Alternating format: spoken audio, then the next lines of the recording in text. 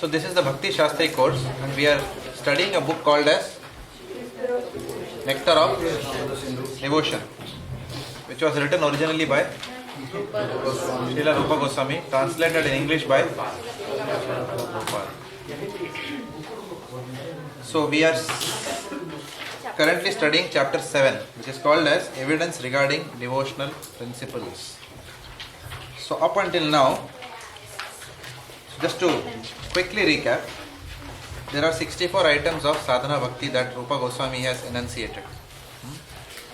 These 64 items can be broken as 20 items of primary importance and 44 items of not of secondary importance. I'm just checking everyone is sleeping or awake.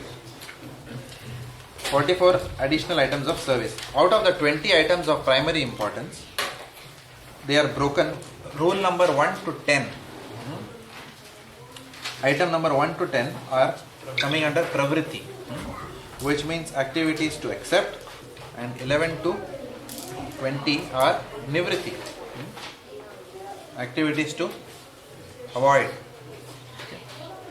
And then there are 44 additional items, as we said. We'll come to that later. So right now, since the last two classes, we have started discussing activities 1 to 10. Anyone remembers what are the activities we have discussed till now? The first and foremost was what? Yes.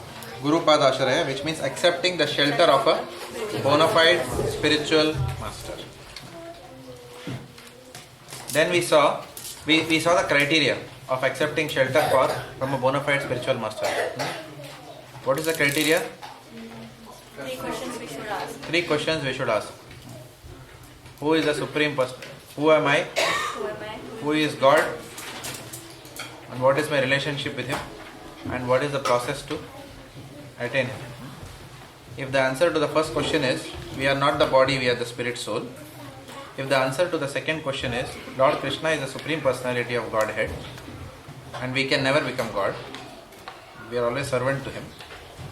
Goal of life is to become His eternal servant. And the third answer is, the way to attain love of Godhead is devotional service, primarily chanting of the holy name of the Lord.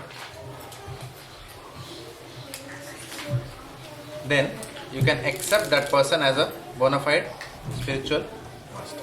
Does it make sense? Where is the car? Cross करके opposite side में last में जाना है.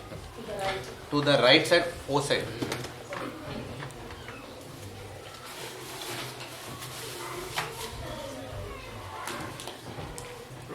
Very happy. You came at 7:35 you have come. You exceeded my expectations. Another case for doing the program in the temple. No, seriously. Good night. It takes time to walk from the courtyard. Come on.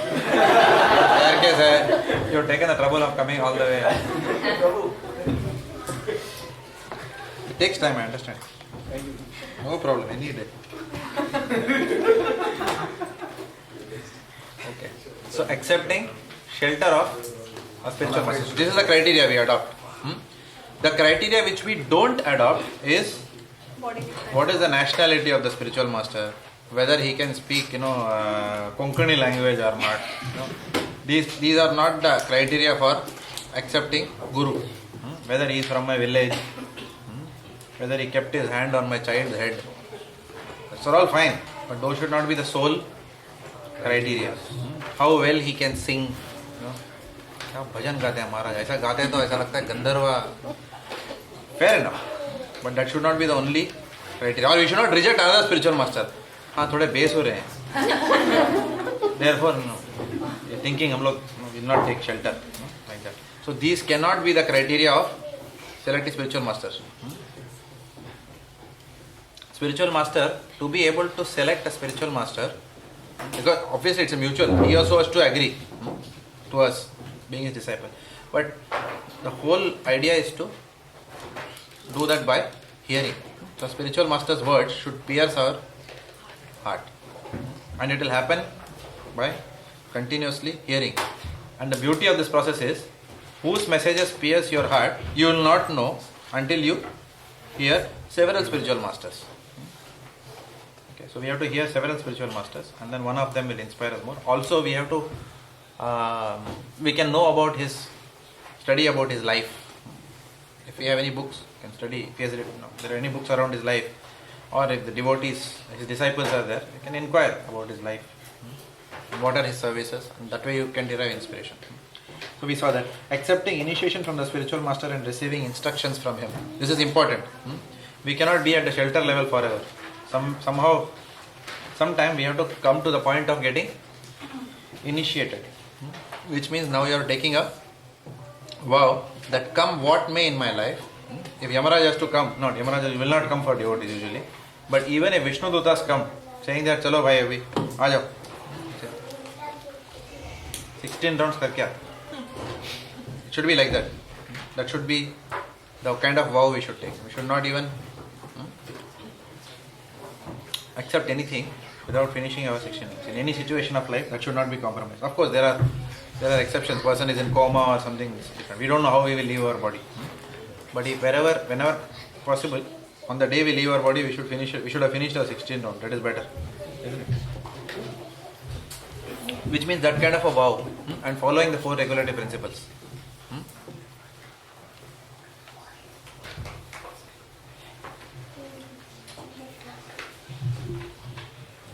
Serving the spiritual master with faith and confidence. It's not only about taking initiation from the spiritual master and wearing a special chadar and special dhoti with new tilak and all, but at the end of the day, the lakshan of an initiated disciple is what? That he will be engaged in serious service. Not just that, main to das ho gaya. Aisa nahi hai. That is only a name. Truly we have to become das. We have to also understand, we discussed this point, that initiation is only initiation. It is not certification. We saw that. That's why it's called as spiritual initiation. So spiritual initiation is only the beginning of spiritual life. It's not the end of spiritual life. So we should not become proud that we got initiated, either first or second or whatever. We have to understand it's only an initiation. So initiation definitely means more responsibility on ourselves. Not only in terms of sadhana and seva, but also in terms of sadachar. Okay. Many times after initiation, devotees take sadhana and seva very seriously, but sadachar they don't take seriously. If sadachar is not there, eventually sadhana will be chala jayega, seva bhi chala jayega. Why? Because we cannot chant the holy names if we continue doing Vaishnava aparadha. If we are not dealing with Vaishnavas with respect, then we may be anybody, whatever achievements we may have materially, but we will not get the taste of the holy name. We will not progress. If we have offended a Vaishnava by our behavior and actions, you can be 100% sure that we will not progress in our spiritual life. It is a different issue that it may not matter to us much. That is a different issue. Okay, but we will not progress definitely. So we have to guard against Vaishnava aparadha, and we will talk about that. So the point is, one has to engage in serving the spiritual master, not being in mundane competition as to who will take, as I said last time, who will drive the spiritual master to the airport, who will take photograph with the spiritual master. If we get into all this, then whatever relationship we have with people, that also will go away. If it comes, it's fine. If you are getting the mercy of picking him up, that's fine. But we don't compete for it. The moment we start competing for these things, then we are losing the core focus, which is what the spiritual master wants us to go out and preach Krishna consciousness. So anyone who is preaching the message of Krishna consciousness can be assured that his spiritual master or her spiritual master will be very happy with them. Of course, there is a mood of preaching also one has to keep. Brajesh Prabhu, point cook. Yeah, Prabhu, I'm on the phone. क्या करूँ मैं? Oh, correct. He wants to listen to the class. So He is listening over the phone probably. अच्छा, तो मैं अभी बस ऐसे रख. I almost feel like कौन बनेगा करोड़पति जैसा लग रहा है.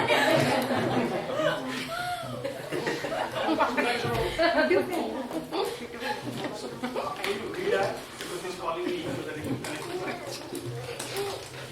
Please. Following in the footsteps of saintly personalities. Following in the footsteps of saintly personalities. Okay? Serving the spiritual master. Vrinda. After serving the spiritual master, what is the next point? Following in the footsteps of saintly personalities. Thank you. So it is mentioned that we must follow not only our spiritual master but all bona fide sadhus and acharyas in the line of disciplic succession. So if we see even in ISKCON, various spiritual masters have got various strengths. So it does not mean that we should only learn from our own Diksha Guru. It is not like that. That is in one sense a very fanatical approach towards Krishna consciousness. It is good to learn from one spiritual master. It must be done, but one should not restrict that learning. For example, some spiritual masters will be very good in Kirtan. Some spiritual masters will be very good in giving class. Some spiritual masters will be very good in doing projects, big projects for ISKCON. Some spiritual masters will be very good at collecting money, donations for various projects. Some spiritual masters will be very expert at book distribution. So there are different profiles of sannyasis that are there in ISKCON. So it's not that if we take initiation from one spiritual master, we should not see and learn from other spiritual masters. Inquiring about eternal religious principles. Did we do this last time? We did this. He is saying yes, you are saying no. At the same time. Yes. We did 5 and we have to enter 6. We did 5, we have to enter 6. Okay. So inquiring about eternal religious principles. So what did we discuss? Simply make note of the questions that arise during our study and contemplation of the Shastras and to put these questions before a senior Vaishnava. We discussed this. Dadati pratigranati guhyam akhyati pruchati. So this contemplation word is coming here again. So when we study a particular scripture, then it is not only about by-hearting the words, चलो सब लोग बोलो धर्म क्षेत्रे कुरुक्षेत्रे ऐसा नहीं चलता है. This is okay for children's class. Okay, but correct now. Whereas one has to progress from knowledge to understanding to personal application in one's life and then preaching application. Right? Not only that, one has to also okay, let me not go there. It will be a very long. There are other aspects also which we will see later on. But these are the primary 4. Knowledge, understanding, personal application and preaching application. So whatever we study in the Shastras, we have to keep in mind that these 4 aspects are very important. Okay, you have to keep the children quiet. Huh? Otherwise, wherever we do the program, we will never be able to do it. Whether here or in Middle Park Community Center. Children are not kept quiet. What to do? Okay. Engage them. So that way it will be easy to quieten them also. Okay. So today we will commence the next few important items of devotional service. The next is accepting only what is necessary. This is a very important point. So Srila Prabhupada writes, from Naradiya Purana, reference is given that a devotee should accept only what is necessary for physical maintenance. Hands up if you accept only what is required for physical maintenance.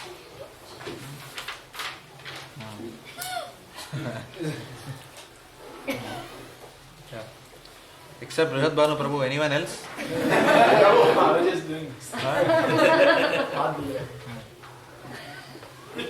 Except Brihad Bhanu Prabhu, anyone else? Seriously, who is violating this principle?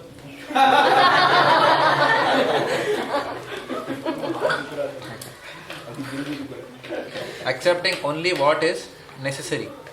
So Srila Prabhupada said one should live simple life. It's easy to say, but it's not an armchair philosophy. It's very difficult to practice, especially when you go to the auction and there is a flower pot which is kept, beautiful flower pot which is kept outside that unit. And then, people are saying 550,000. Are you going to lose this beautiful flat just for $5,000? And at that time we have to remember what Prabhupada said. Simple living.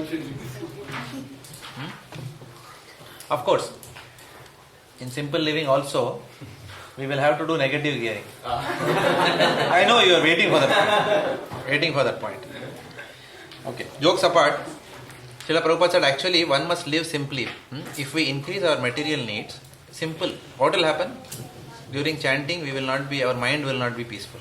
As simple as that. If we take huge exposures or risks in our material life, what happens? It will impact our chanting first. For example, if a person accumulates huge number of assets, then what happens after accumulation? The next thing that comes is fear. And with that kind of mood, it is very difficult to chant the holy names. Of course, it doesn't mean that devotee should not invest. But obviously one has to know one's income. That risk has to be such that it has to be very, very calculated. Very, very calculated, well within, such that enough thought has been given, such that if what can go wrong, and if anything goes wrong, still my devotional life will not be impacted because of that. On a practical level I am speaking. Ideally, there is no need for negative gearing. Okay. What we need is a house. What is the purpose of a house? As per Vedic definition, to live in the house and to chant the holy name, where the husband and wife are raising a child, and some place has to be there to relax, to take rest. One kitchen has to be there for cooking. That's all. But now it's become extremely complicated. One property, 2, 3, 4, and then there is anxiety. Oh my God, will it collapse? If the bubble bursts, then what happened? In the newspaper, they'll keep on telling you. When is the Melbourne bubble going to burst? That bubble, I don't know what has happened. It doesn't seem to burst, but it is quite possible when you buy the house, it will burst. That is everyone's fear. After I buy, it should not burst. Because if that bubble bursts after we buy an expensive house, then our boss...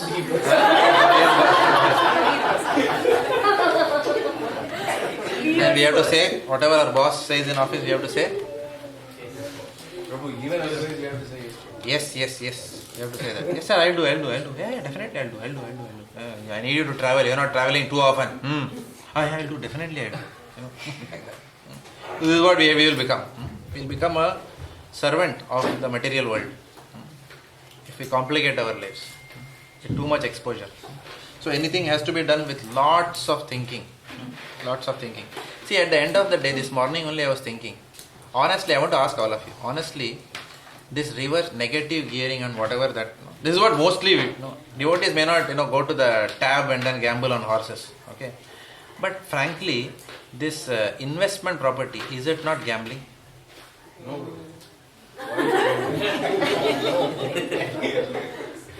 Not supposed to be. How many people think it is gambling?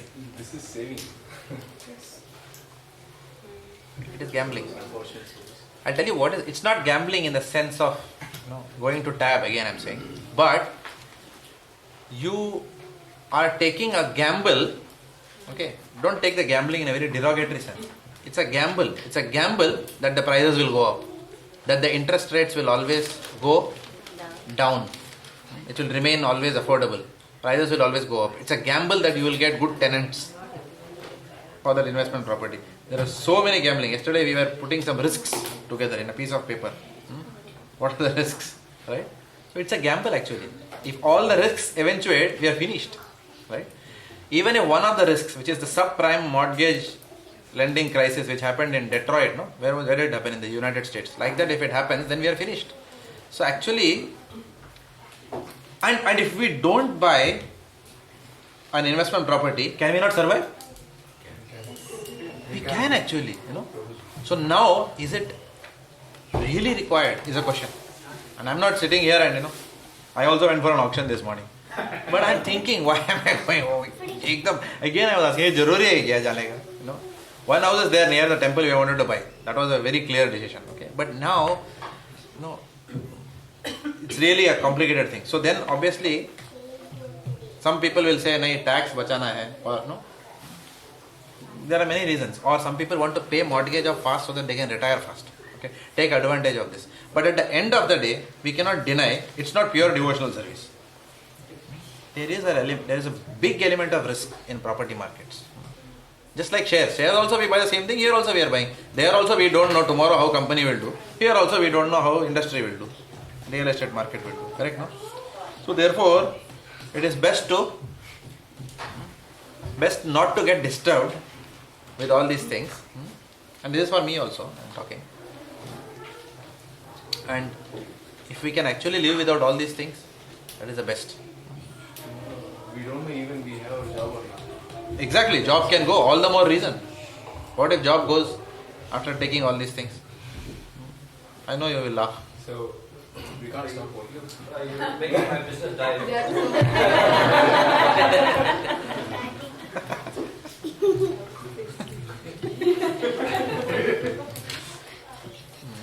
Prabhupada said, what is our business? Prabhupada said. So only spread Krishna consciousness, that is your only business, Prabhupada said. No, okay, so this is the ideal standard. Obviously we have to see the practical aspects of our life. But sitting in this chair, we have to preach what Prabhupada said. Simple living. One should make income only to the extent to keep the body and soul together. At least when we are constantly reminded, we will take calculated risks at least. At least to that point we can come on a practical level. Right? But not too much risk such that, one will come on the road and then, the whole life has to start again. When Vanaprastha is there, you are starting Grihastha Ashram. It should not happen like that. More and more we are getting closer to 50. More and more life has to become simple and simple. If money comes of its own accord because of its karma, then obviously accept it and use it in Krishna service. But not to take too much of risks for getting money. That is one. Other thing is, even when we are living in our own house, then it is better to live with as minimum as possible. In fact, one of my godbrothers said that one has to live with induced poverty, which means even if you can afford, then you don't indulge, even if you can afford. Which is what we discussed last time also.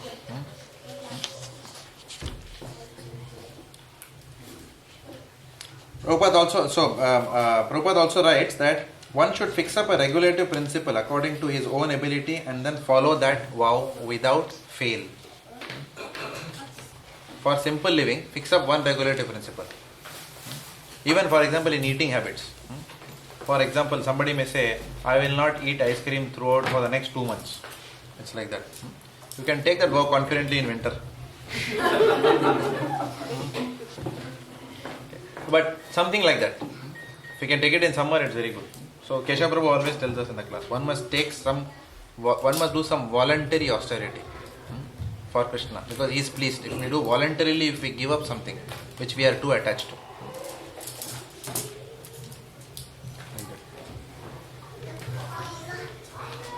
The most difficult austerity is, I will not blaspheme any devotee in the next 1 week. Is that an austerity? Yes. Actually it is. We can take that also. Very difficult to follow. We can live by drinking milk for 1 month, but difficult not to blaspheme any devotee for the next 1 week. Come what may, we will not blaspheme. Even if some devotee has irritated us, we will glorify loudly. Haribol, excellent devotee. It is very difficult not to see faults in people. I will not see faults in people, and anybody asks me opinion. Prabhu kaise ho? Aapko kya lagta hai? Then even if I have had a fight with that Prabhu, I will not open my mouth. Because I have taken austerity for 1 week. I am not going to blaspheme like that.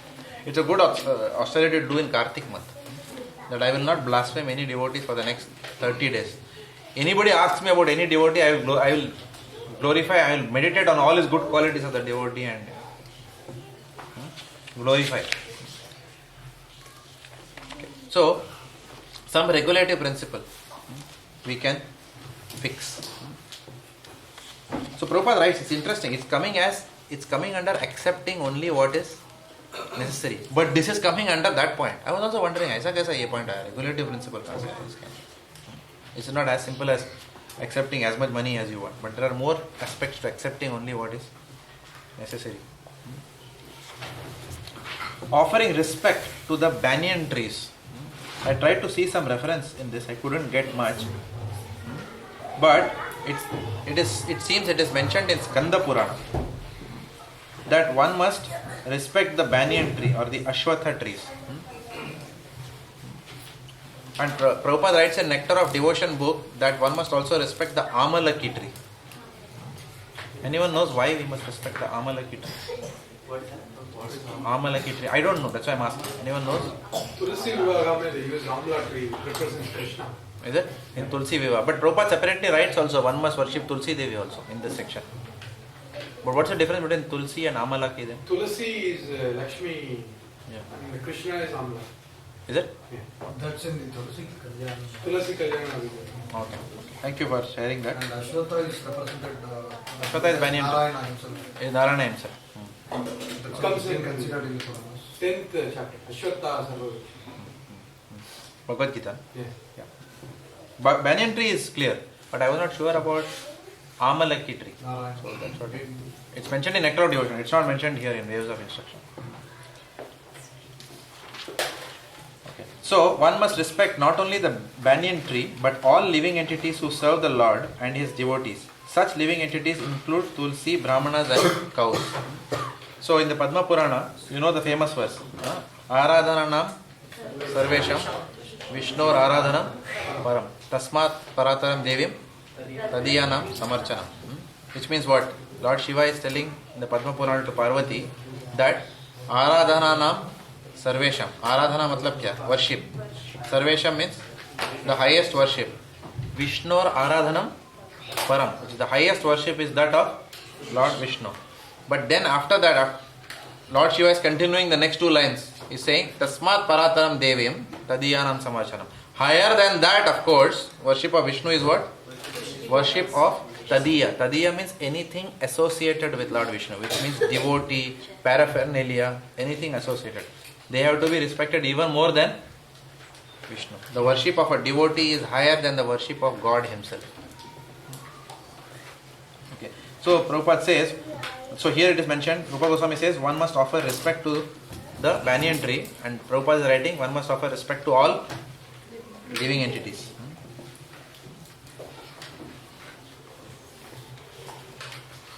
So Jiva Goswami is also adding here that Lord Gopal is pleased when the cows are nicely cared for. Because Govinda means lover of the cows. So we have special protection must be given to the cows. Cows, brahmanas, women, children, all these entities need to be protected. This theme comes in Bhagavatam also several times.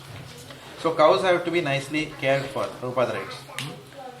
And it is mentioned in the Gautamiya Tantra that one should gently scratch the body of the cow when one gently, not with that.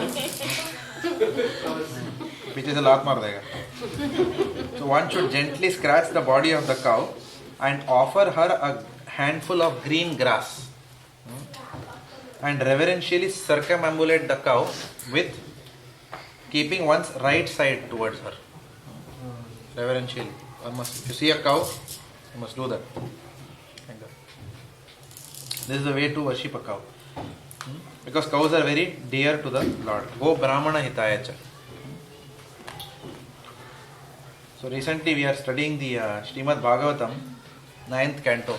In that there is an interesting pastime which happens. One of the sons of Manu,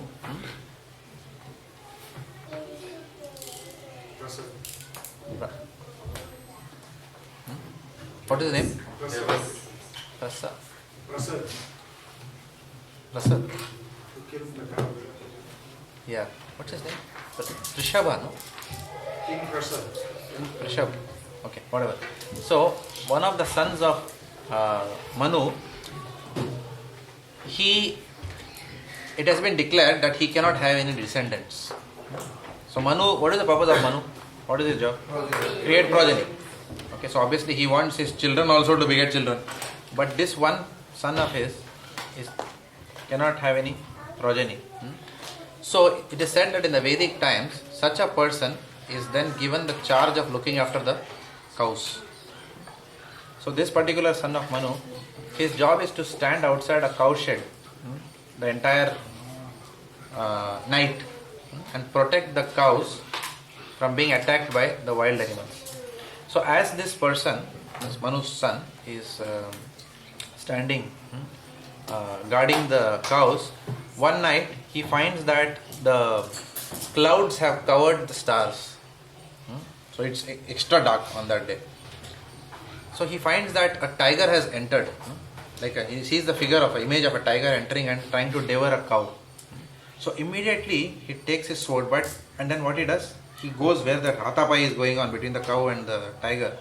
He goes and chops off the neck, but accidentally chops off the neck of the cow. Okay. Of course, he chops off one of the ears of the tiger, and the tiger is bleeding and runs away in the dark. But he does not realize that he has actually killed the cow till morning. Okay. So in the morning he realizes his mistake, and he goes and tells the Vashishta Muni. Or what is the first thing Vashishta Muni does? He curses him that may you become a Shudra in your next lifetime. So this is the kind of... So in one sense, if you see, Prabhupada writes different interesting purport in this regard. That we will know only when we know the overall context. But still I'll tell you. Prabhupada says Vashishta Muni is showing the mode of ignorance in cursing Manu's son. Because it is the duty of a Kula Guru not to curse his own dependents. Rather, he can chastise, he can advise, but he doesn't curse. So on one hand, Prabhupada is chastising him, is writing that Vashishta Muni is in the mode of ignorance when he did it. He shouldn't have done that. But on the other hand, if you see, Vedic culture means this kind of a sensitivity is there to killing of cows. There is a good also which you can see in this, in one sense. Right? So that sensitivity is gone in today's day and age. So Rupa Goswami is, here in this purport we are reminded how essential it is to protect the cows. It is mentioned elsewhere in the Srimad Bhagavatam that if we slaughter a cow and eat, we have to have as many lifetimes, as many hairs are there on the body of the cow. So you can imagine where the population is headed towards.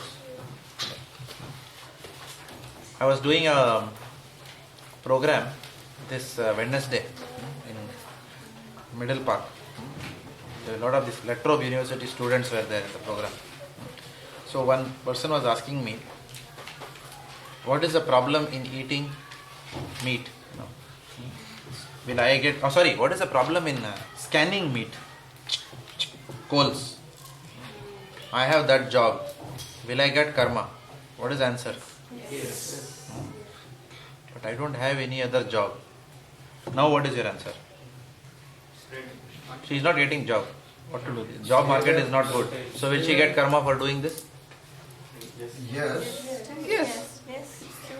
The laws of nature will not change for unemployed persons, for employed persons. It will not change. It will not change.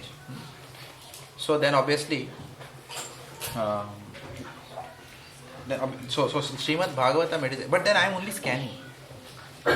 Srimad Bhagavatam explains, whoever eats the meat, whoever serves the meat, whoever cooks the meat, whoever is buying the ingredients of a slaughtered and transporting that till the cooking table, whoever is slaughtering and whoever is financing the whole business, and whichever banker is lending to that business, whichever IT guy is working in such a bank, Oh my God.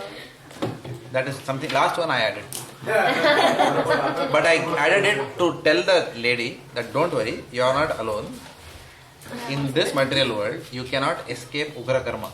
This is what Kadamakaran Maharaj said in one of his visits. He said, we cannot escape Ugra Karma, but we can try to be as far away from that in our job as much as possible, rather than being directly doing that. Does it make sense? So then the lady asked, what should I do? What should she do? Find another job, or as many devotees have done, request, have good relationship with the manager of whatever, coals or whatever, and then tell them to put her in the vegetarian section. That's a practical arrangement. For that purpose, then she may have to take some prasadam and feed him. From time to time, celebrate the manager's birthday. If we are required to do that, then so do it. At the end of the day, if we do it for promotions, then it gets karma will come. But if we do it subconsciously, saying that I want to protect my devotional service and doing that, it is actually Bhakti Yoga.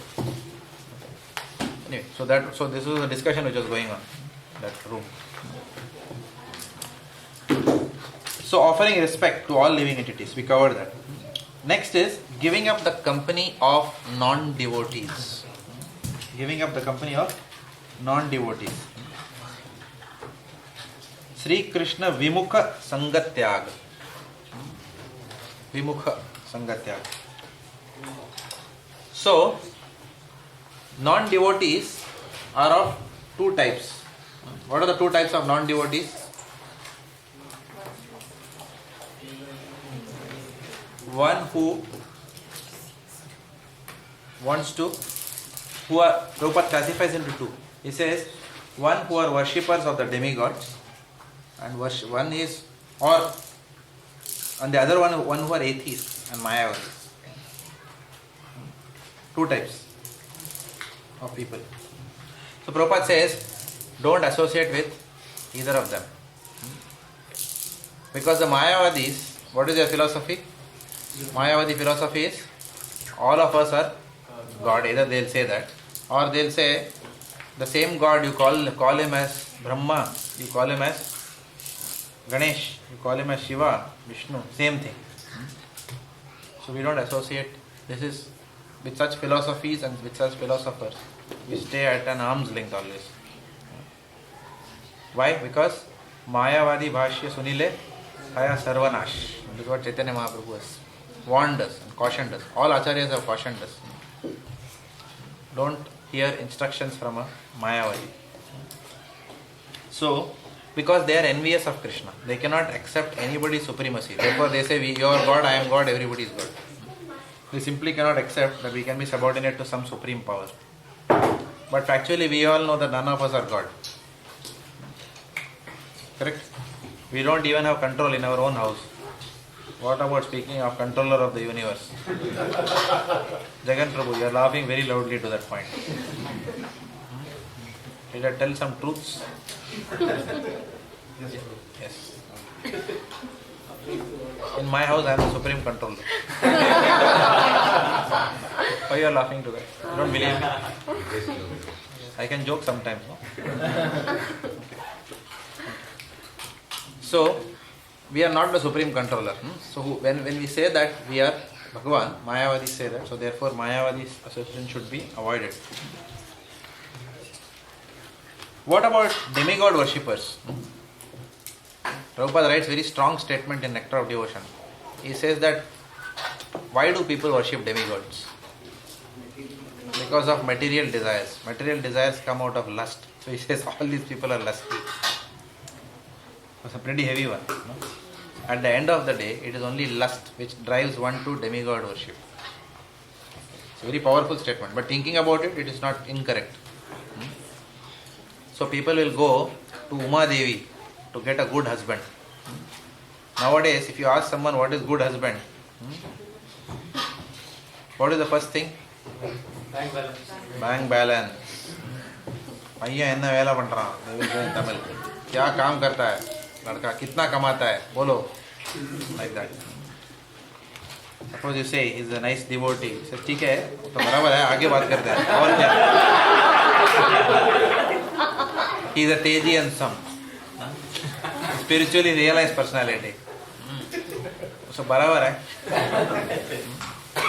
Month में कितना आता है does he have any investment properties like that. These are the questions. What is his education? You say he studied Bhagavatam. चलेगा हाँ हिंदी में बोलते हैं कोई काम धंधा भी करता है क्या like that. So nobody is worried about spiritual. So ladies go to Uma Devi, or some people worship the sun god for promotions or whatever. Again for better material life, for health. So Prabhupada says all this is born of lust. Because why does someone want to be healthy? So Prabhupada says so that they can continue their sex life. In many places Prabhupada has lectured like this. People want to take care of their health so that they can continue their sex life. So this is nonsense. So it is clearly written therefore that demigod worship is born out of lust. Simple.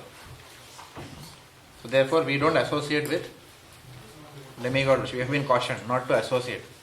Of course, the principle and the implementation of the principle can be different. So we don't go tomorrow and say that, yeah, demigod worshipper hai, chal hat.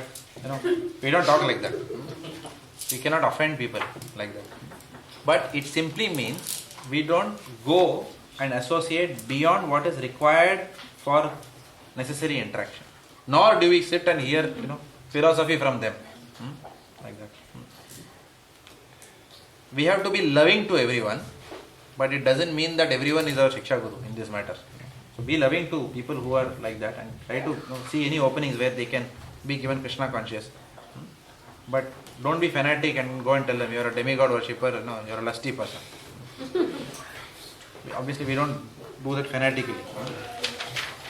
So there is a verse in Srimad Bhagavatam also which is talked about the company of non-devotees. Lusty persons association should always be avoided. Forgot that verse. Which what is the first line? Na tatasya bhaven moho bandhascha anya prasangatah yoshit sangad yata pumso yata tat sangi sangatah. Thank you for reminding me. Yeah. So which it means that in this material world, number one problem is what? Association of opposite sex. Okay. The whole world rotates around Mithuni Bhav. Man is attracted to woman, woman is attracted to man, and everything. There is a big economic activity going on around this. Seriously, Prabhupada writes this. There is a big economic activity going around this. Desire to fulfill lust. So, this attraction of man to woman and woman to man is the most dangerous problem. This attachment of man to woman and woman to man.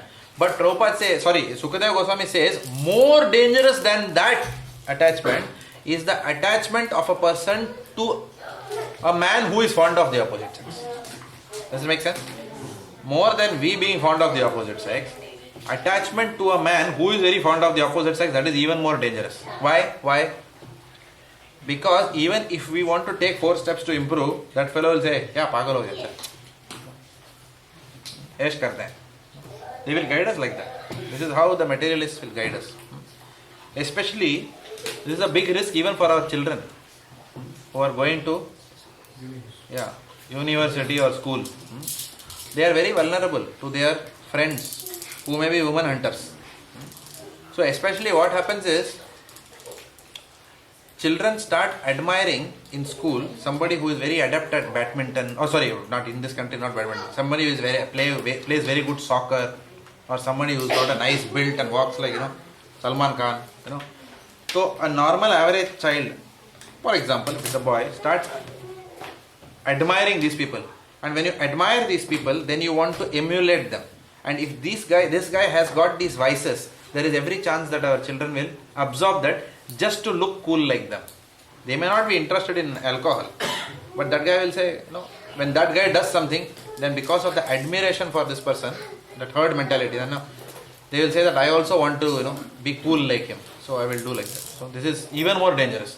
Yoshit sangad yata pumso yata tat sangi sangata.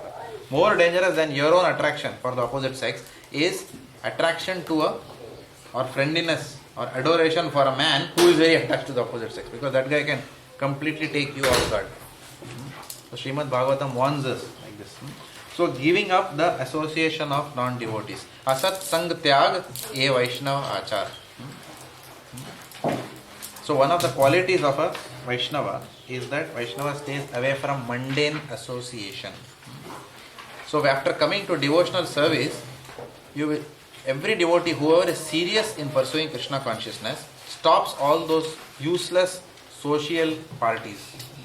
Usually it happens, no? Oh, you're from Microsoft, yeah, I know, I work with IBM. Come on, man. Like that, no? Acha dress pehne ka udhar jaake, or party mein some disco will be playing, and everyone will come at the best and will say, oh, yeah, I know, where's that guy nowadays? He's moved out, is it? From ANZ Bank? Oh, yeah, I think he's gone there. Useless waste of time. Okay? And what is coming every day? Ayur harati vaipumsam udyan ashtam chayan asav tas yarte yat shanonita uttama shloka vartaya. With every rising and setting of the sun, we are one step closer to death. and we will waste valuable time in useless conversations thinking that our prestige will go up in all these parties. It's a useless waste of time, and if a person hears that and doesn't implement, such person is known as what? Mudha or donkey, ass mentality. When you hear something and you don't implement, it means you are not intelligent. We were discussing, in our lunchtime the other day about many people who have got victim into these habits. You started? Who have got victim into these habits, okay?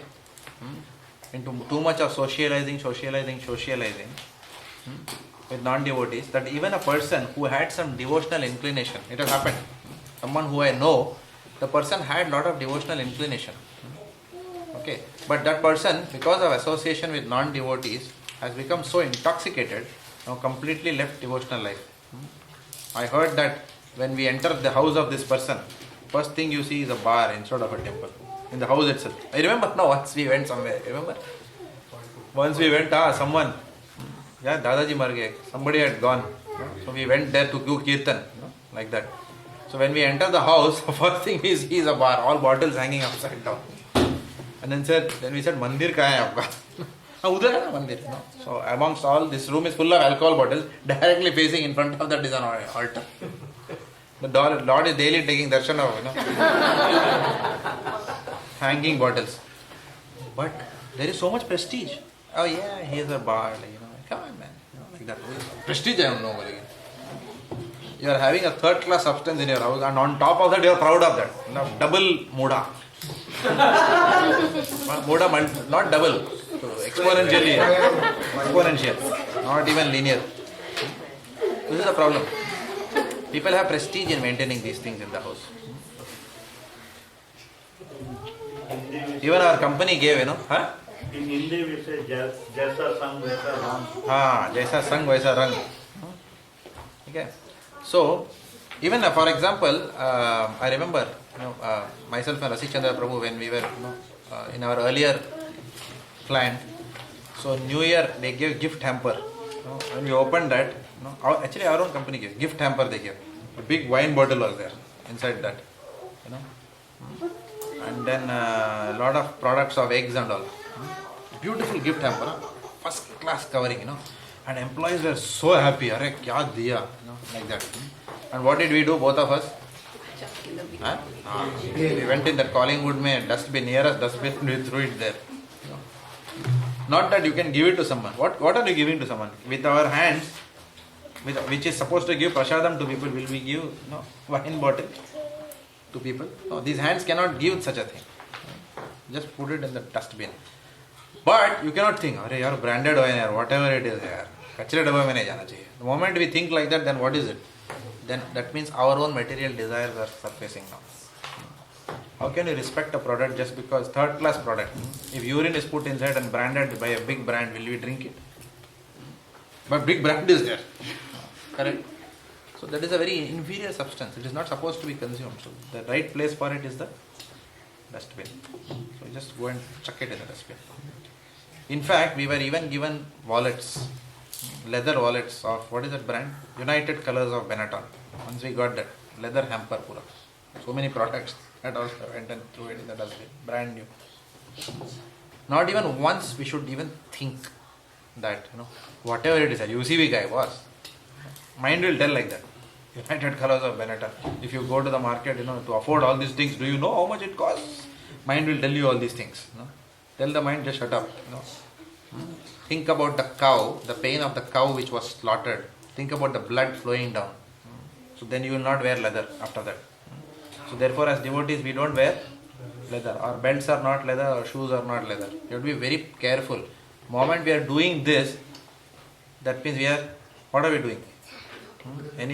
How many hairs are there in the body of a cow? Be prepared. I knew somebody will ask question. No, so in this regard, if you get something unfavorable, so it's best to discard it versus like, what if you just leave it at like salvos or something? if As you in- leave it at at salvos, that means why? you don't personally give it, but you But you're donating it to salvos, right? but so So that that's somebody not can use favorable. it, correct? Yeah. So Do you want someone to use the product of slaughter? Then you will get karma because you are gifting it to someone. okay. But from dustbin So also just somebody will take. वो ठीक है ना dustbin में डालना. I didn't intend anyone to take it. I intended it to go to garbage. That's it. Okay. It is my intent which is important good here, point. which begets me karma or not. That's a good point. The fact that I thought it's an obnoxious substance which has to go to the dustbin is what Krishna is looking for. At that point in time, that's the decision he is looking for. Probably the practicality for the leather shoes, like for school going kids and everything, towards the other alternative. The other alternative is non-leather shoes, which you will get in many shops in Melbourne. There is a shop called Vegan Wear, where myself and Yogeshwar Govind Prabhu, many years we went back. When we were told, we immediately, both of us checked leather shoes for the last time in our lives. Both of us put it in that Collingwood. Collingwood ka dustbin, na, it's like an Akshay Patra. Or someone, some beggar over there. बोले कभी उसी भी का wallet निकलता है, कभी जूता निकलता है, कभी wine bottle निकलता है यहाँ से. We might have got blessings of that fellow. बोले कौन है ये पागल? He might have thought that we were druggies who were thrown such a thing. Prasha, you wouldn't know. अच्छा UCB का wallet है. But anyway. So there is a shop called Vegan Wear. I'm not a sales agent for them. There is a shop called Vegan Wear in Johnston. Brunswick Street. McDonald's आता है ना Collingwood में, where Victoria Hospital is there. Victoria. What is that? Hospital. माता जी काम करते थे ना. Saint Vincent's. उधर एक McDonald's है. If you go in that lane, no, in that lane itself, there is a shop called Vegan Wear. Or you Google, you'll get it. Smith Street. Yeah. Vegan Wear. So that fellow, his wife is from Jagannath Puri or something like that. He's attached to Lord Jagannath. He's a Westerner, but he knows about Jagannath and things like that. He'll give you some fun day on that when you go there. Thoda expensive hai, because his shoes, I think the shoe, I remember, आपका कितना था मुझे याद है? 275 and mine was 240 or something. Non-leather shoe. It's very expensive. So once I bought, बाद में फिर वो भी देखना पड़ता ना. So India में, I went to this R City Mall. I don't know if you're in Bombay, then Ghatkopar. उधर जाके first class non-leather shoe मिला. But I can tell you, wide variety you will get in a place called Matunga and Dadar in Bombay. Non-leather shoes, first class shoes you will get. And that too, they are only 1,000 rupees, 1,500 rupees, and they look actually like leather shoes. So you have lots of opportunity. When you go to India, buy, बहुत मिलेगा. यहाँ पे you don't get those non-leather shoes in that. What is it? Big W under layer lousy. You can't wear. No? You can't wear that to office. It looks like buffoon. And even for Aditya also we have given him that. We have got non-leather shoes and given him. Like India, basically they. Belt also you'll get. But like in India, even though they're still exporting this leather, and one of the thoughts which is obviously wrong, they're saying if the animals they naturally die, not the cows we're talking about, just other leather, they have naturally died and we are using those leather, and that's why we are exporting them. So again, it's not right, is it? Yeah. If animals naturally die, it doesn't mean that we have to wear a belt out of their dead body. It still doesn't mean that. I'm more on them, those people who are exporting. Uh-huh. They're saying. Are they also accumulating karma? Is that it? Yes. They Animals who are naturally dying and they are making a business of that, then obviously, they are not slaughtering, but they'll get a different kind of karma. I think that is allowed because this time when we went to Yatra, we saw I don't know which temple that is in Chaitanya Math. Bhaktivedanta Swami Maharaj. You're talking about mridangas, no? Leather shoe. Leather shoe allowed. Allowed Wore for a what? leather shoe. I asked the same question. Who wore a leather shoe? Bhaktivedanta Swami. He was wearing leather shoe. I was like, how come he's wearing? Then the guy who came with us. Hang on. Okay, so you complete your point. I'll still have the answer is still the same, but He said, you're allowed to wear from an animal which is naturally dead. But what is Bhaktisiddhanta Saraswati Swami using that shoe for? Correct. Does it make sense? In fact, Srila Prabhupada said to one devotee, go and preach in Siberia. He said, I will not get vegetarian food. Prabhupada said, to hell with your rules. Go and preach in Siberia. If you have to eat meat, but preach. Does it make sense? So now that is a higher principle. This is Yukta Vairagya. Brihad Bhanu Prabhu's favorite term. PhD topic. Okay. Yukta Vairagya means what? That then you don't. Highest rule is what? Again, come back to Nectar of Devotion. What is the highest rule of after 64 items of devotional service? Always remember Krishna, never forget Krishna. So if, for example, if a cow has not been slaughtered, but it has died its natural death, you are wearing that shoes. But if you are using that shoe for the purpose of walking on this planet to spread Krishna consciousness, then it is akarma. But even if you are wearing a non-leather shoe and walking on this earth, very proud that I am an animal lover, and then you are just working for sense gratification, then you will get karma. This is the point we have to understand. And those days, Rexin are not available. Nowadays, everything. Rexin also, if you use for sense gratification, we are getting karma. Because Ishavashyam idam sarvam yatkincha jagatyam jagat. You should. Bhaktivedanta Saraswati Maharaj's time, Rexin and everything was not available. That's why you must be using leather shoes. That time Rexin was not available, that's why they must be using. But this is Bhaktisiddhanta Saraswati ki nahi baat kar rahe hain. You are talking about Bhaktisiddhanta Swami, na? Which is Jayapataka Maharaj disciple, na? Saraswati ki baat kar rahe hain. Okay. So does it matter? Same thing. Both of them are sannyasis. So the principle is anything which is not any vastu in this material world, which is not connected to Krishna's service, one will get good karma or bad karma, depending upon how you use that. Right? And anything which, even if, for example, it is the product of a cow. For example, leather is also used in mridangas, no? Correct, no?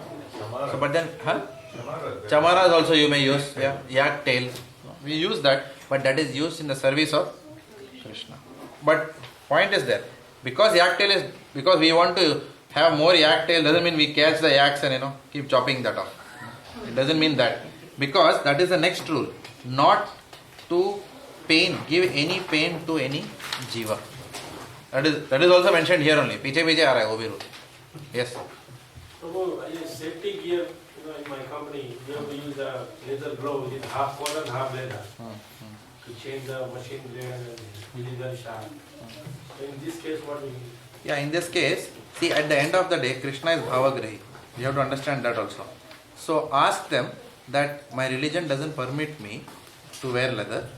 Is there an alternative that we can give you? If they can give you, use that. If they can't, then just pray to the Lord that I have tried my best. Anything. In any situation, sometimes material world will compel us to do certain things. In that case, we try our best and then leave the rest. We can't do more than that. But are we trying? That's the only thing. We have tried, no? So Lord has noticed that. That's all. Beyond that, what can you do? The other option is to change the job where you are not going to use any leather. But such a job doesn't exist in this world. It's a simple thing. Even if I am working, when I am coming to the temple also today, or let's say that may not be a correct example, even if you use a car, can you go to every corner, can you ensure a car doesn't have any leather anywhere? Yes, you can buy a car which is having non-leather seats. But what about the leather which covers the steering wheel? Can you do anything about it? It is attached to the steering wheel. You can't do anything. What about the leather covering? Sometimes they may put in the bonnet. So practically, none of us can avoid that. To the extent we can, whether we are doing it is what Lord will see always. Ye yathamam prapadyante. To the extent we can. We must go to the last extent that we can. Beyond that we can't. That's why Kadambakaran Maharaj said, in this world you cannot be non-sinful. Even while walking on the road, we will step on 50 ants. And they are dying. Every day we are killing ants. When we are breathing, so many bacteria is getting killed. Can we avoid? We cannot avoid.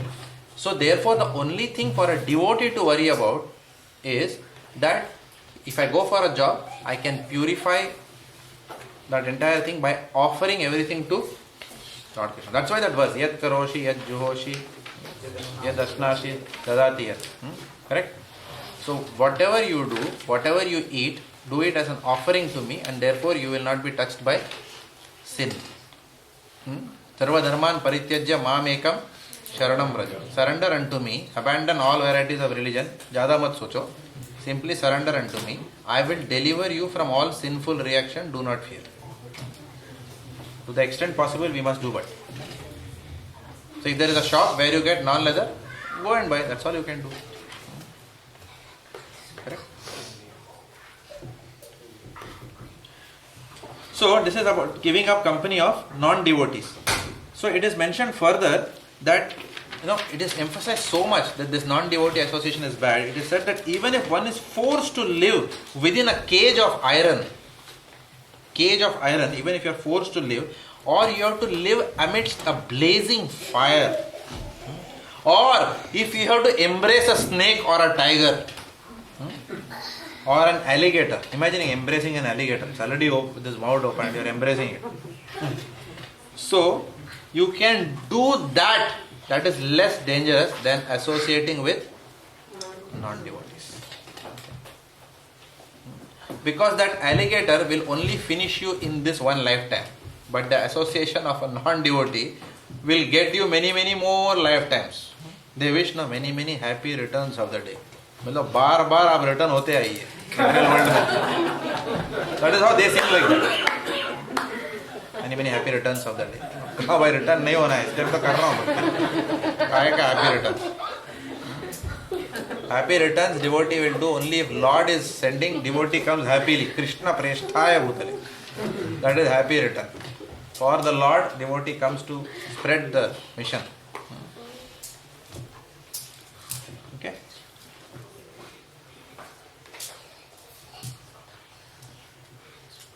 So Srila Prabhupada has emphasized in Chaitanya Charitamrita, a Vaishnava is one who gives up the company of non-devotees. Matlab, it is a definition of Vaishnava itself. Now, okay, so let's come to the next point we will discuss. So that is about the giving up the company of non-devotees. Next point, next item of bhakti. Not accepting unfit disciples. Not accepting unfit disciples. Constructing too many temples, which means not constructing. Not accepting unfit disciples. Not constructing too many temples. And not reading too many books. All that here it is in this book, it is mentioned in one point. I believe it's one. It doesn't matter. One thing is there, you can be sure, because you may be interested in this question. I am not going to list the 64 items of bhakti. I am not going to ask such a question in the exam. You can be assured. What will you ask? Tell both you are saying. Pravritti and Nivritti. What you will not ask, what you will ask also. What you will ask? It's only 13.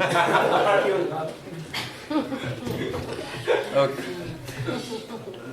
So not accepting unfit disciples, not constructing too many temples, and not reading too many books. So Prabhupada is saying, let's dissect it one by one. Not accepting unfit disciples. Now you tell me, why will someone accept an unfit disciple? Mercy. Mercy. Okay, one. Another reason. Ego. Huh? Compassion. Mercy, compassion, same thing. Because we are not the body beings, so मतलब?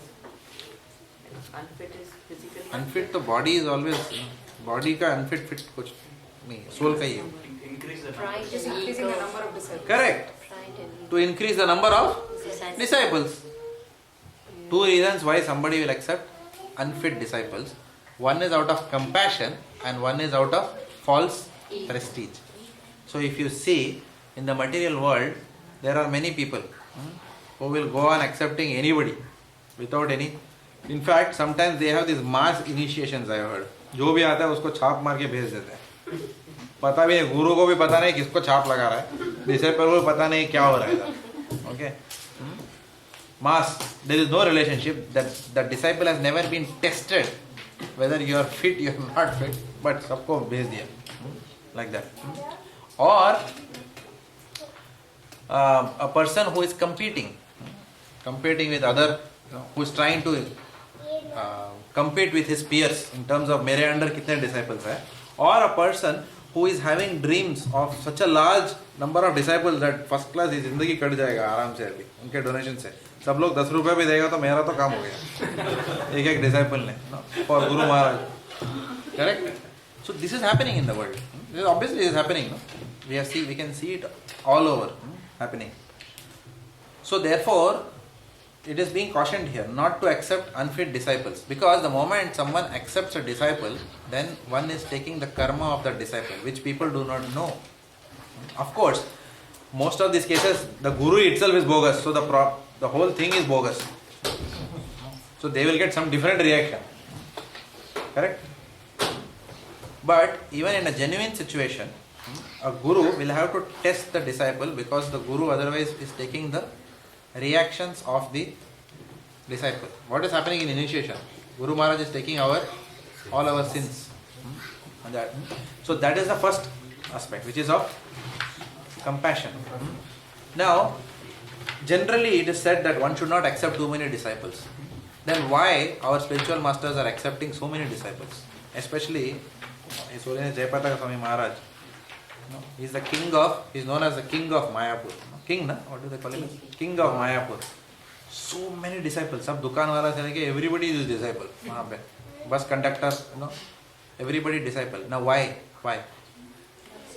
This is because of Lord Chaitanya Mahaprabhu's instructions that you need to deliver the whole world. You can imagine the kind of reactions that he is absorbing on behalf of सब लोगों का उग्र कर्मा लेते लेते you can see what has happened to his own health now. But still he is accepting. This is called as compassion of a spiritual master. So, Prabhupada writes in Nectar of Devotion, for the purpose of fulfilling Chaitanya Mahaprabhu's instructions, sometimes a spiritual master out of compassion accepts unfit disciples. Knowing that इसका कुछ नहीं होगा, ठीक है, at least उसको मैं लेता हूँ. Because nobody else will accept him anyway, so, but I will accept him. This is a different mood than someone who is out there only for the prestige of having so many disciples. Right? So both are, the same thing is happening, but one is happening under a very advanced consciousness. One is happening, where there is no devotional service at all here. It is only personal growth or personal prestige. We have to be very careful.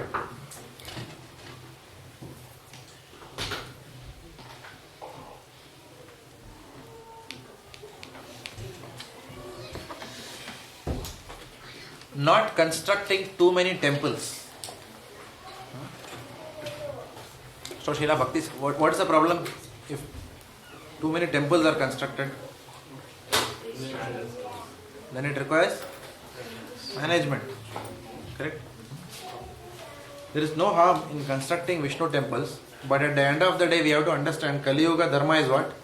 Harinam Sankirtan. Correct? If for the purpose of spreading the Sankirtan movement, then we are establishing centers, that is fine. But not for the purpose of just constructing too many temples just for the heck of it, just to feel holy. So even if you see, Prabhupada writes actually in Nectar of Devotion, even our Acharyas, like Rupa Goswami, etc., they didn't believe in constructing too many temples. Rupa Goswami only accepted the Radha Govind temple, no? He only accepted because Maharaj Man Singh, who was the minister in Akbar's regime, he personally came and said, I have a lot of money, I want to do something, please take this. I want to construct a temple. Then Rupa Goswami said, okay, chalo, theek hai. Radha Govind ji ke liye mandir banata hai. But it's not that, devotees are too keen to construct lot of temples. Because what happened, in Gaudiya Math also earlier, what happened is, there were too many temples and ashrams that were being constructed, and devotees, once when Bhaktivedanta Saraswati Maharaj heard that devotees are now fighting as to who will get which room in the ashram. So Bhaktivedanta Saraswati said, to hell with all these things. If I had a chance, then I will actually raise all these things to the ground and I will print books and tell them, you go and distribute books now. That is when he gave the concept of Brihat Mridanga, of printing books. He said better than constructing temples in Kali Yuga is printing of books. Otherwise, he said, we will only develop roti eating sannyasis who are very satisfied saying that I am sirf roti khata hu. That's all. That is not a sannyasi. Simply roti eating is not renunciation. Renunciation means what? That with mind, body and words, we are serving the instructions of our spiritual master without any personal desire. That is renunciation. Renounced all personal desires. Not eating rotis. Like that. So, it is generally advised not to construct too many temples. general guideline for us is, if you have money, print books. Not only print, but distribute them also. Did you say Bhaktivedanta means printing? Printing press. Printing press.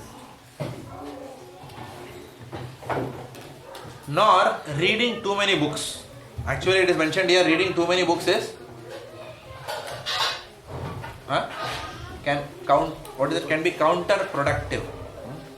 For example, recently, I have been going to that. I started going to one program here called Kaiser training in South Melbourne, which is for increasing strength of the muscles. Last 2 months or 2.5 months, I am going there regularly. So first day they showed me some diagrams, how that muscles will develop, strength will develop, in the muscles, like that. So they said that you must do this exercise, but keep a minimum gap of 48 hours. You keep minimum gap. 2 days gap to chodo. Don't do it every next day itself. Because when you strain your muscles, then you have to give some time before it settles down. If you do it more, actually it will further deteriorate the muscles. That's what they said. So on one hand, exercising is good, but too much doing that is also detrimental. So similarly, reading books is our life and soul. We have to do. As much as we have to exercise to keep the body healthy, to keep the mind healthy, we have to read books. But if too much books only we are reading, then that is actually said will be counterproductive. So therefore, we have to filter out what kind of books have to be read. So in Nectar of Devotion, Srila Prabhupada writes that simply 4 books are enough. And Prabhupada says we don't need to actually necessarily read anything more than that. Thankfully for you. I am sure you will follow this principle in that. But you are violating this rule. For your kind information. So what are the 4 books? Bhagavad Gita, Srimad Bhagavatam, Teachings of Lord Chaitanya, and Teachings of Lord Chaitanya and Nectar of Devotion. Prabhupada has read, not Mother. 4 books, Prabhupada said. He said, if someone reads this, it is enough, one need not read more. It doesn't mean if anyone reads more than these books, he will fall down. It doesn't mean that. But Prabhupada is saying, don't make your life so busy in reading books that you don't have time to do what? Chanting. Book ही पढ़ रहा है आदमी, right? और conviction लेकर, और conviction, जिंदगी निकल जाएगा. So Rajagopalachari also mentions that, start of Bhaja Govindam. Knowledge without bhakti is useless tinsel, he says. Like that. Samprapte sannihite kale nahi rakshati dukran karane. All the rules of grammar and Sanskrit that you know will not save you at the time of death. So all this jnana must come to the point of bhakti. For bhakti, whatever jnana you require, you need to read. Otherwise, pure devotional service is what?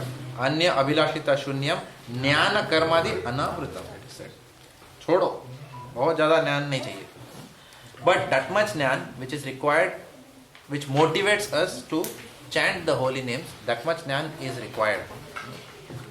So we should not read books out of our laziness quoting this rule. Okay? That is wrong. Correct? But we should not pursue reading books like, some people have this. I have a penchant for reading, so I am dovetailing it in Krishna Consciousness. पढ़ते जा रहे हैं सब books इधर से उधर, उज्जवल नीलामणि, माधुर्य कादम्बिनी, गोपाल चंपू, बैठ के पढ़ रहा है. But at the end of the day, not doing any preaching, not doing chanting properly, not doing household responsibilities, बस पढ़े जा रहे हैं. So therefore, we have to understand what Prabhupada said. Don't read too many books. Also, there is another connotation to this also. Don't read too many books means there is no need to take shiksha outside of ISKCON. There is no need for that. Okay? There are certain areas where we still take shiksha. For example, अगर sir में दर्द है, so fine, it is okay. Devotee का dust rub करने से जाएगा. But practically, do we have that faith? Pure devotee का dust rub करके जाएगा क्या? Practically उतना faith है नहीं है. So sometimes then we have to find out how to avoid headaches. So we may read some book saying that how to prevent headaches, how to prevent back pain. So these are not published in ISKCON. ISKCON is not a health institution. So practical reasons means we have to study books outside. PMP certification. If you have to do to keep your body and soul together.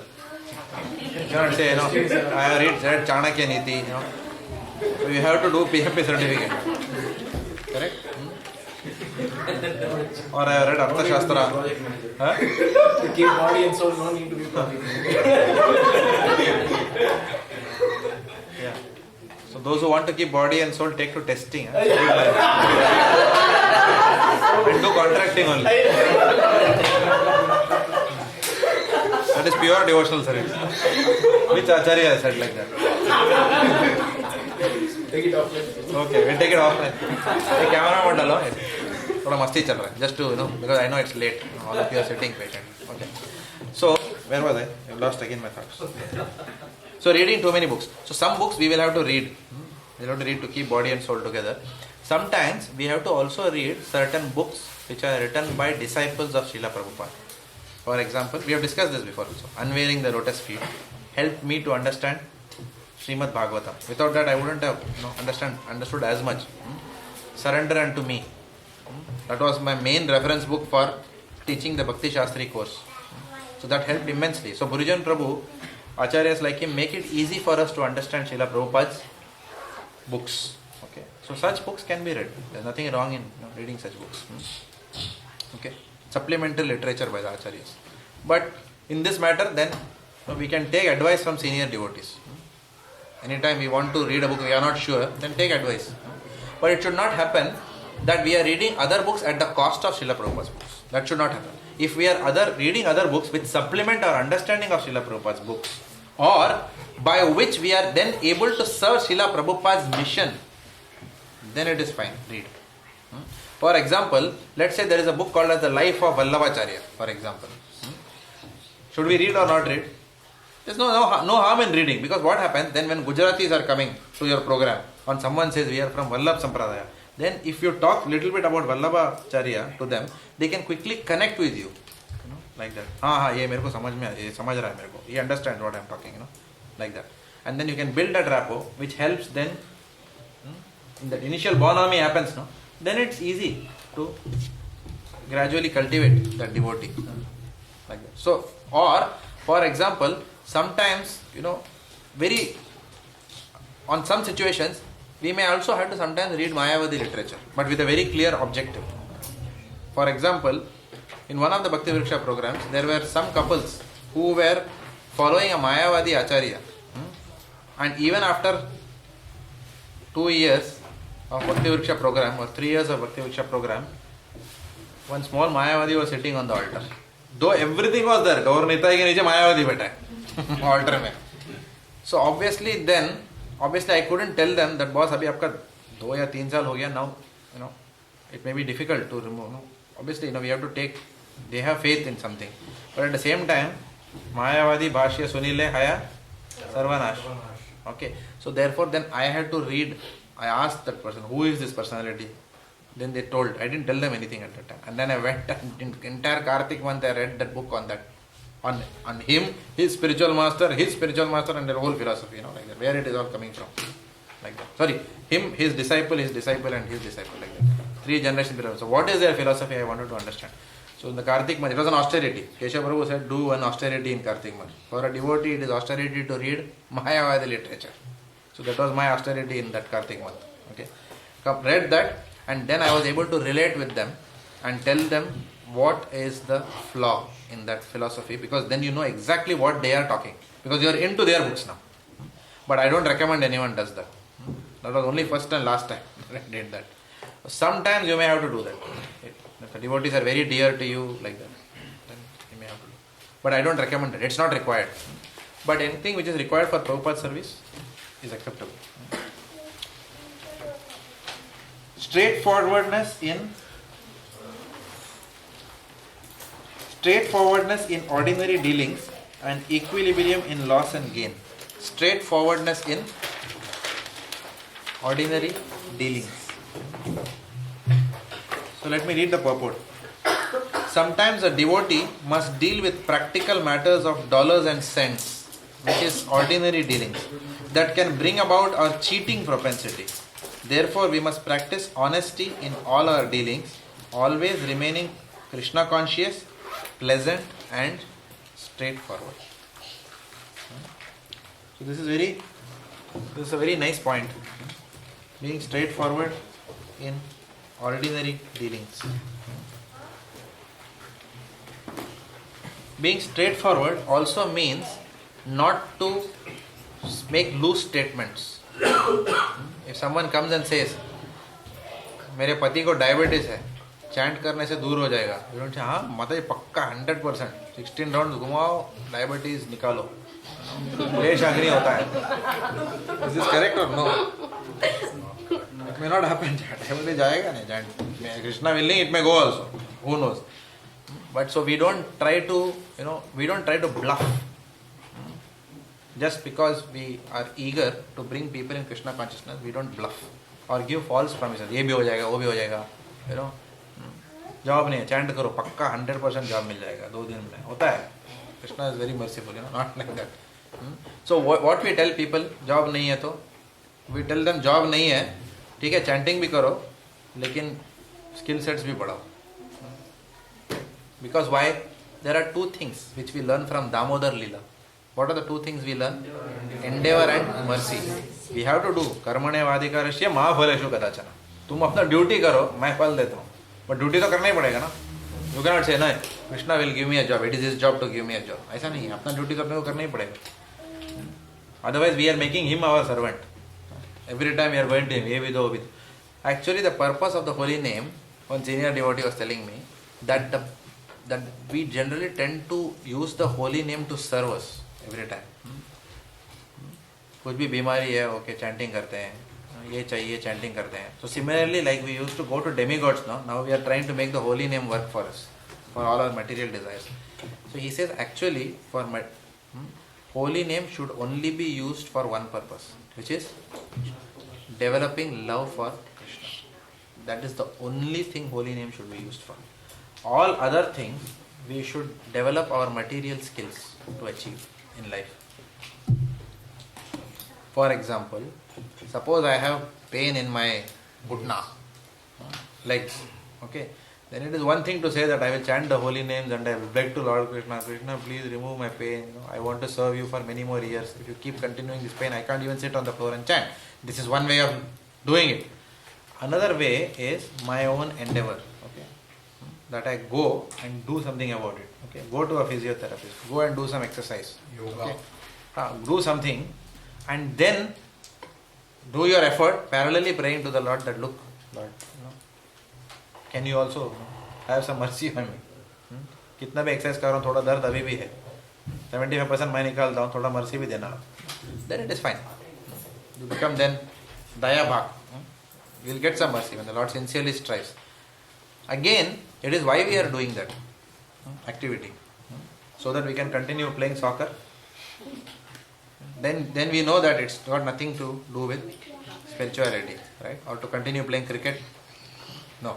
If it is for a purpose that I can't sit on the floor and chant, okay, but I want to sit on the floor and chant attentively, best is to that, no? In that mode only you can chant most attentively, sitting erect and chanting, like that.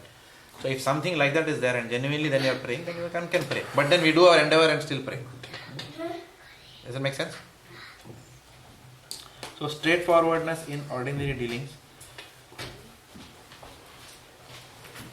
especially in money matters. In money matters, one must be very careful. We have had cases when people have started Bhakti Vriksha programs and new people they are dealing with. Sometimes you have to be very careful who comes for our programs. Yes, it's nice, Prabhupada is sending everyone, but sometimes the members can be tricky also. They will say that, अरे कहाँ से मिल गया ये आदमी, एकदम संत आदमी है, चलो इससे पैसा मांगते हैं.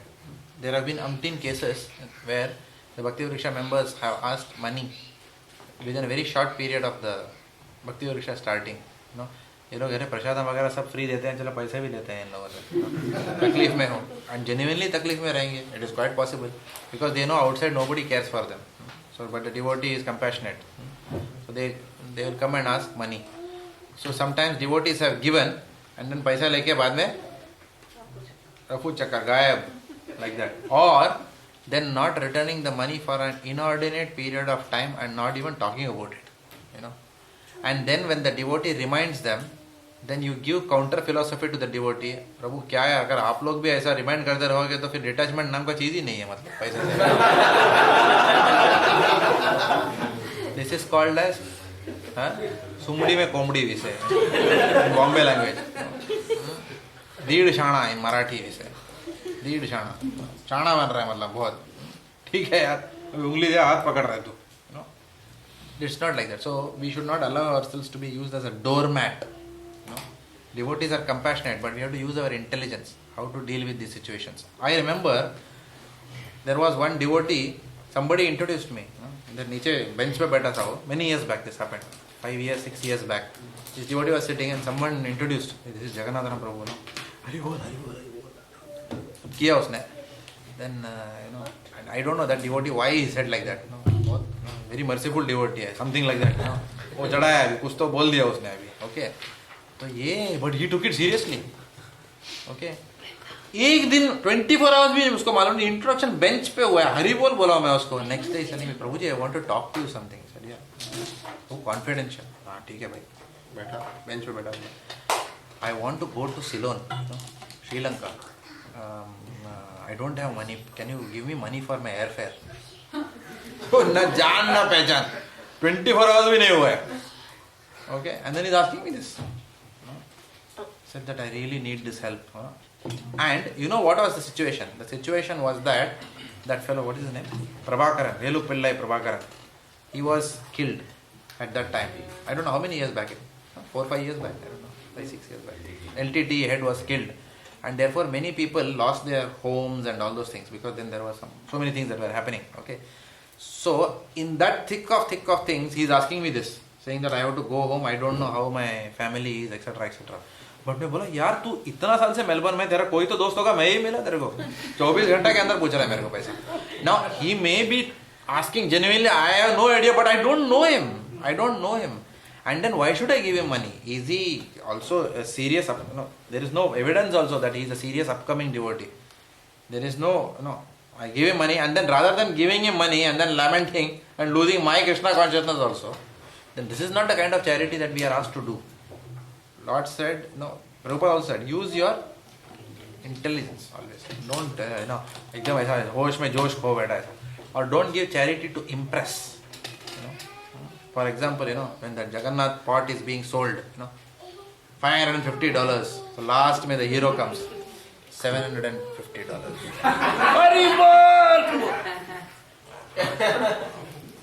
सब वैष्णव से डोनेशन से एक थोड़ा सा कॉलर बढ़ता है ना अपना, प्रेस्टीज आता है. So we have to question the reason. ये माइंड कहाँ क्यों करा रहा है चैरिटी मेरे से. और देखा रोस्टर में जन्माष्टमी सो एंड सो $850, उसके ऊपर $950, उसके ऊपर $1,001, $1,010 देता हूँ. मेरा नाम सबसे ऊपर रहेगा. $1 भी ऊपर रहेगा तो सॉर्ट होता है ना एक्सेल शीट में. मेरा नाम ऊपर सबसे. ₹5 में क्या जाता है, इतना प्रेस्टीज मिलेगा. सेकंड को कोई पूछता ही नहीं है दुनिया में. मिस इंडिया रनर अप कौन है पता है? पता नहीं है. मिस इंडिया कौन है पता है सबको. करेक्ट. तो ऊपर रहेगा तो अच्छा है अपना नाम.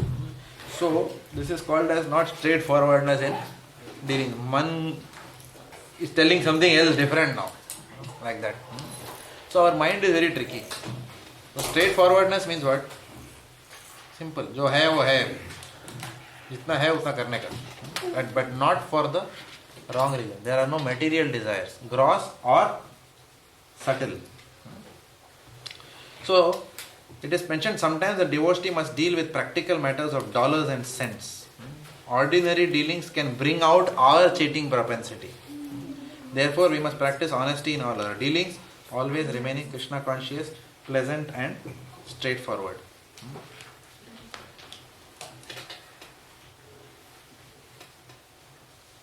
Also, another point in terms of ordinary dealings. Many times, as devotee counselors, we try to take on more, we try to play God. You know what is playing God, no? Anyone who doesn't know what is playing God? Everyone knows? Playing God नहीं पता, English में वो बोलते हैं ना, playing God means वही हर जुल्म मिटाने को एक मसीहा निकलता है, उसे लोग शहंशाह कहते हैं, वो मैं हूँ. That is what the problem. That is called as playing God. So sometimes what happens is, किसी को कुछ भी दर्द है, उसमें हम घुस जाते हैं to play God. Does that make sense? So because there is some kind of a thrill which one gets, in getting into लोगों का, in Gujarati we say वांदा वचकड़ा, लोगों के वांदे में घुस के, then हर जुल्म मिटाने को ये शहंशाह आया है, like that. So devotee has to, especially when you are in this role of counseling, you have to be very clear कि इसमें घुसना चाहिए, कितना घुसना चाहिए, कितना नहीं घुसना चाहिए किसी के issue में. Okay. That is actually also called as being ordinary in all the dealings. For example, someone comes and these are all real life situations, I am telling, not from any books. Real life situations. Devotee comes and says, मेरा बीवी के साथ जमता नहीं है, मैं उसको तलाक देने वाला हूँ. Okay. And then the devotee starts going on and on and on and about how गांव में ऐसा हुआ था, कौन सही है कौन गलत है, उसके इन-लॉज ने ऐसा किया था, मेरे जीजू को ऐसा बोल दिया उन लोगों ने, अब आप ही बताइए प्रभु. मैं क्या बताऊं यार. And then the wife is deciding that she will never come back to the husband. Okay, and then he is telling आप कुछ कीजिए अभी इसमें. मैं क्या करूं, तुम जो किया वो भाग गई, अभी मैं क्या करूं उधर जाके. So then the person may put pressure on you to get a material result for them. Does it make sense? Okay, but here we have to really understand where to draw the line in these matters. Really you have to draw a line in these matters. कितना मैं अभी इसमें invest करने को तैयार हूँ. More and more, because at the end of the day, what is our role? What is our role in counseling? To inspire people to surrender to Krishna. बस उसके आगे अपना रोल नहीं है. Right? So we have to also at some point in time be simple. Simplicity and straightforwardness also means that tell them, बस ये सब issues के लिए मैं नहीं हूँ, इसके लिए आपको झंझट नहीं जम रहा है ना, तो मैरिज काउंसलर के पास जाओ, who are professionally trained to handle these issues, right? So we don't try to play marriage counselor, football player, what is that? Go one stop shop for all solutions. यहाँ आए और सब पूर्ति करके जाएं आप, ऐसा नहीं है अपना. This is not what we are here for. दांत में दर्द हो रहा है, डॉक्टर के पास जाओ, मेरे पास मत आना. I can give you spiritual solution, which means I can tell that Prabhupada said take bath every day and brush your teeth. That much we can tell them. Right? But उसके ऊपर then I don't know root canal treatment, how to do. I'm going a little bit extreme, but I can tell you as Bhakti Vriksha leaders and preachers, you all will get so many issues which are not, which you cannot get deep into. To the extent, yes, there are certain things which we can do. For example, some devotee, if you have some knowledge and the devotee is asking, though it's not directly related to devotion, so somebody may say that, okay, Prabhu, thoda career advice चाहिए, क्या करना? ठीक है, no problem, that's fine, that's perfectly fine. Okay, person who's asking also is fine, telling also fine. But when it comes to all these things, kind of, you getting dragged into the family politics of some devotee deeper and deeper and deeper, then you should know where to stop the line and then say, boss, abhi, now इसके आगे I cannot serve you in this matter. इसके आगे I will pray to you, I will pray for you, but I cannot involve myself. इसके आगे in this matter. Does it make sense? एक हद के आगे नहीं जाना चाहिए.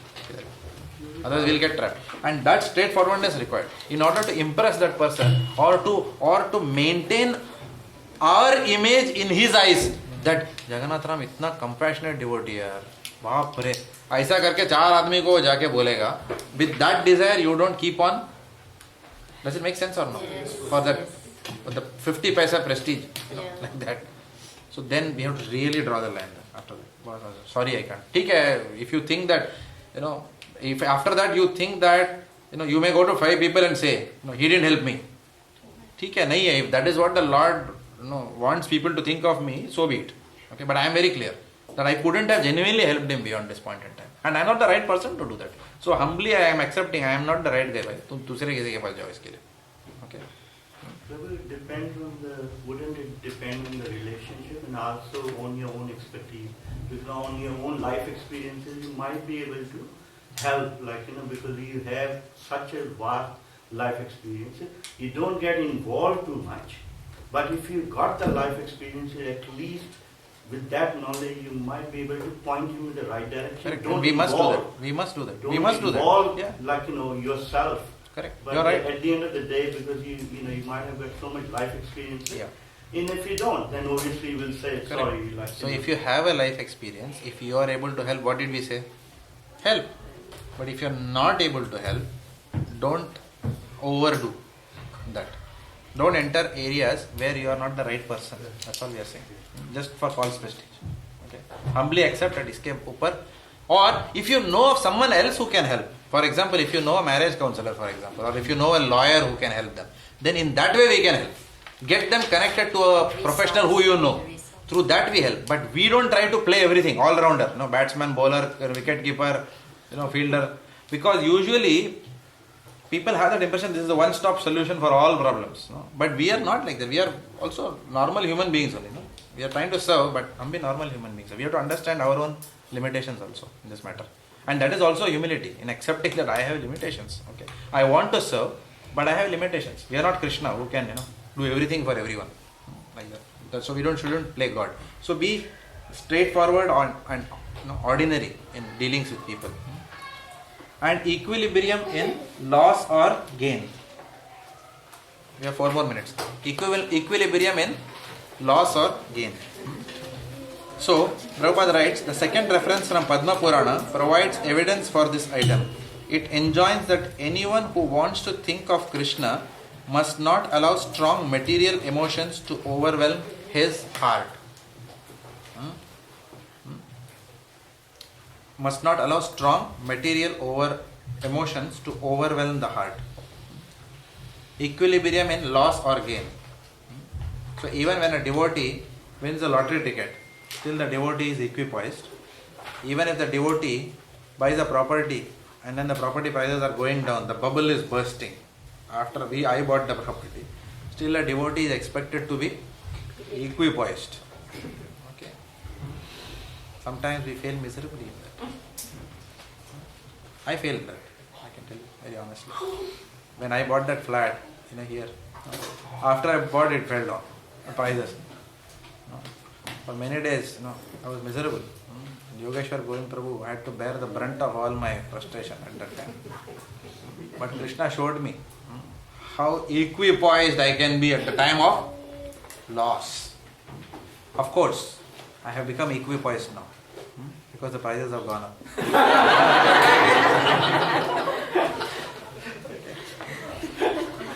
But honestly, Krishna knows how to test us. Beta, faith है ना तेरे को बहुत बोलता है भागवतम क्लास देता है देखता हूँ. So he knows बराबर से कैसा पकड़ने का किसी को. So he will test us. All of us, he knows where our weaknesses are, where our fears are, and he will test us there. If we try to play very good man with everyone, then he will create a situation where our relationships will be tested with people. And then he will see, अभी कैसा behave करता देखता हूँ तो. Whoever was your, somebody very close to you, how you deal now. How I will see the true strength of your relationships. So Lord will keep on testing to test our equilibrium in any situation. It will keep on happening in a devotee's life. So don't be surprised. More so it will happen if you are a preacher.